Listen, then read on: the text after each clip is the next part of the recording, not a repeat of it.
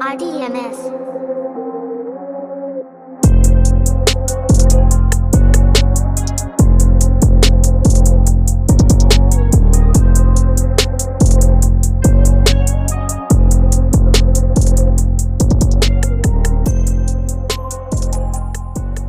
What's up, guys, and welcome to another edition of Reynoso No. Christian here, sitting down, chatting to people that I want to talk about things that I want to talk about. And today, I get to sit down with somebody that I'm a very big fan of and somebody with a very big fight coming up. None other than the APFC Amateur Bantamweight Champion, the inaugural, the first ever, the undefeated Izrael, El Huracan, the Hurricane Vargas. What's up, brother? How are you, my friend? What's up, brother? It's an honor to be on here. Thank you so much, man. Don't be silly, man. The honor's all mine. I got a little fired up there just talking about it because the accolades are starting to pile up. I know you're only 21.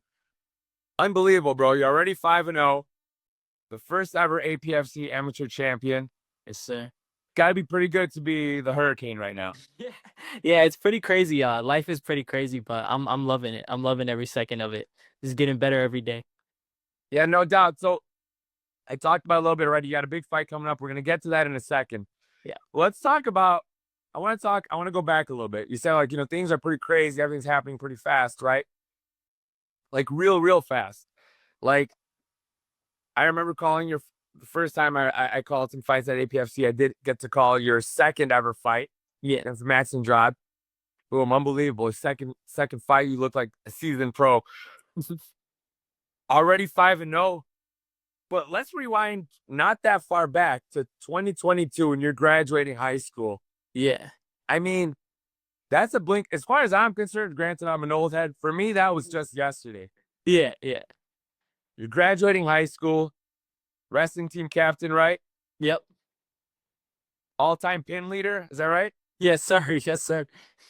So you're the man graduating high school. Was the plan, all right, as soon as I get out of high school, I'm going to keep this momentum and hit the ground running in MMA?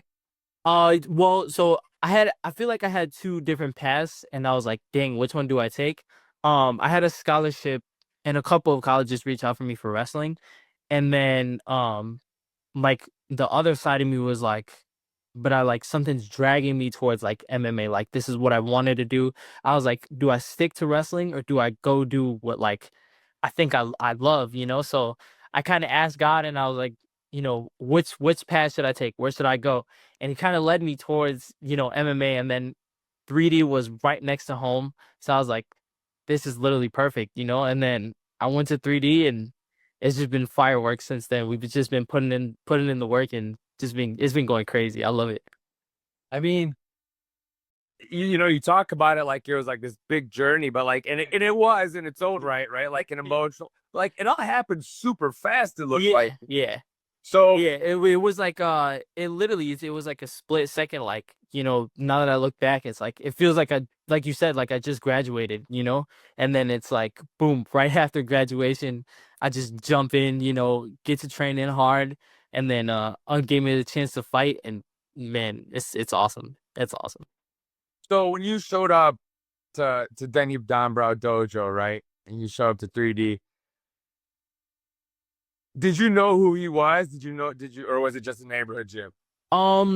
So I had looked into like him a little bit, and I had just known that he had fought, and I was like, oh, okay, this is really cool. And originally it was like, I was like, my wrestling's decent. I was like, I wanna, learn jujitsu, and I want to learn a little bit of striking. And I had seen like Tom on the cover and everything like that. So I was like, oh, okay, cool. They got striking, they got everything. So I was like, let me go check it out.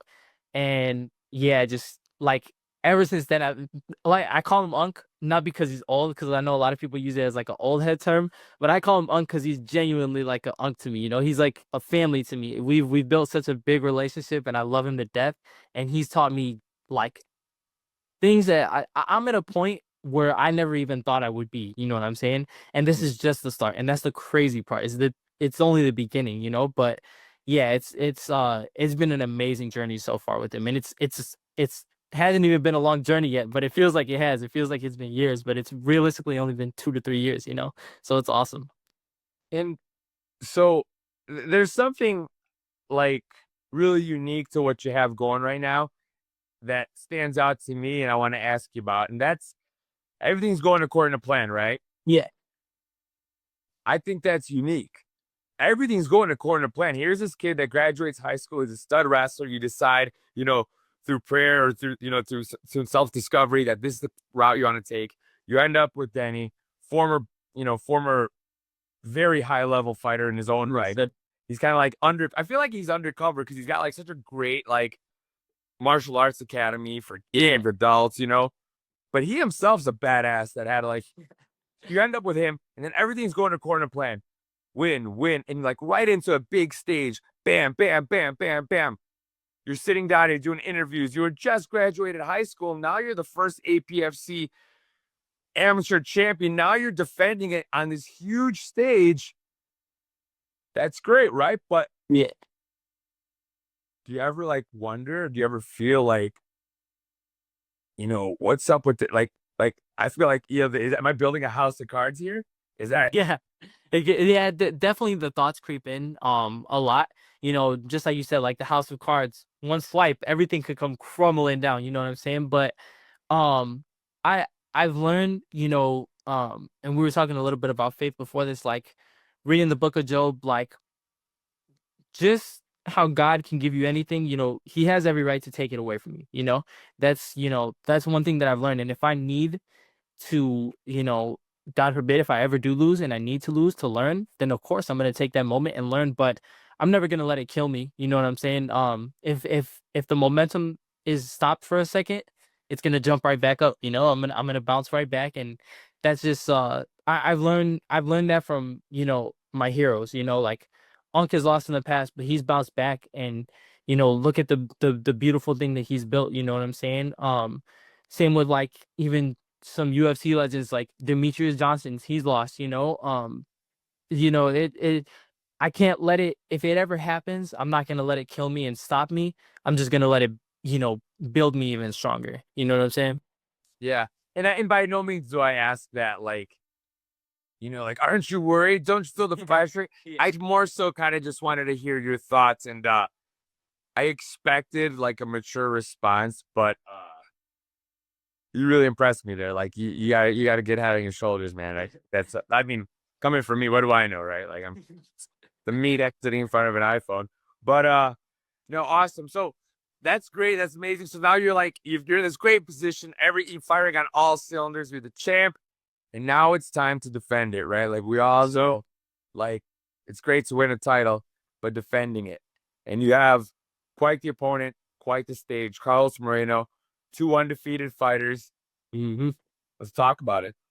Yeah, it's really, really exciting. He's a great wrestler, which excites me because I get to play a little bit of my game too. He has nice striking, so we're gonna be on the feet for a little, and I think, I really think this fight is going to be an amazing, amazing fight. Like anything could happen. Obviously, he could get caught. I can get caught. Um, but I genuinely feel that this is going to be a really, really, good war. And for a first title defense, I think that's awesome. I think it's gonna get a lot of eyes on me. Especially with me coming out on top. I think it's gonna be awesome. I think it's gonna be a really good fight. They say styles make fights, right? You see, you get to play a little bit of your wrestling game. He's a great wrestler, but there's certainly also like a body type discrepancy. Yeah. Like, like at first glance, like I'm gonna have to see you guys square off, obviously, on Saturday. But like at first glance, I'm like, man, there's probably gonna be a real range advantage for you. Oh yeah, 100%, 100%. I definitely, I with the height advantage and the reach advantage, I definitely will have a length advantage on him. But he also, you look at him, he's stocky, he's built, he looks really good, for his size. So he might have the strength, but yeah, I think both of us are gonna really play into each other. I'm definitely gonna use the range to my advantage, though, obviously. And yeah, I think it's gonna be a really, really good fight. Yeah, no, there's not. It makes perfect sense that you guys are squaring off, right, for the first, actual defense of the title. Yeah. Perfect opponent, right? All APFs, like literally APFC bred talent, right? Like Yeah, yeah, I've known the APFC, he's 2-0 in APFC. Let's do it, right? yeah. What are your thoughts? This is me just prodding. What is his thoughts on him saying he wants to be the first, like, I'm paraphrasing, but the first real Puerto Rican? Yeah, I Yeah. I I think it was like a little jab at me because I'm not. If it wasn't, I pretend it is. Yeah, I took it the same way too. I took it the same way too. And I think that's cool that he has that motivation. I want him to use that motivation. I want the best version of him when we go in there on Sunday. I don't want him to be like, oh, you know, I'm fighting another Puerto Rican, so I'm not gonna be at my best. I'm gonna take it easy. No, I want the best opponent possible, and I want him to think that way. I want him to think that I'm not a real Puerto Rican, or I'm not, it's cool. I love it. I love it. That's all part of the game. He can use whatever he wants, but realistically, when we get in there, it's just me and him. And yes, we're doing it for people. We're doing it for, the people of Puerto Rico. I do this for God. I'm sure he does this for his family, but realistically in the cage, it's just me and him. So he doesn't have Puerto Rico behind him. I love Milwaukee, but Milwaukee can't help me fight. It's just me and him in there. So, we're gonna do our thing and I'm gonna come out on top. I love it. I think, I might have been prodding a little bit, but I think you felt it as well. Regardless, like you said, the APFC amateur title is on the line. Also, I'm going to say the RPR title is on the line. The real Puerto Rican title is on the line. Yes. Whatever belt you're really going after, what's really going to matter is what happens, inside the cage that Exactly. It's been such a pleasure to sit down and talk to you, man. What's going to be going on with the hair for Sunday night? Is this Yeah, are we debuting right now? yeah, Oh man, this is like, yeah, this is great. I'm breaking news. This is gonna be the Hurricanes hair. Yes, sir. Yes, sir. Usually you guys don't get to see it until like the Sunday of or the Saturday of. But today, I got it. I got him yesterday because these next couple of days I want to focus on getting my weight down. I'm almost there. I'm only like 4 pounds away, so literally could do a pound a day if I wanted to. And yeah, we're just this is the hairdo, ready to go out there and bang. What's the story with the hair, bro? Where did that originate?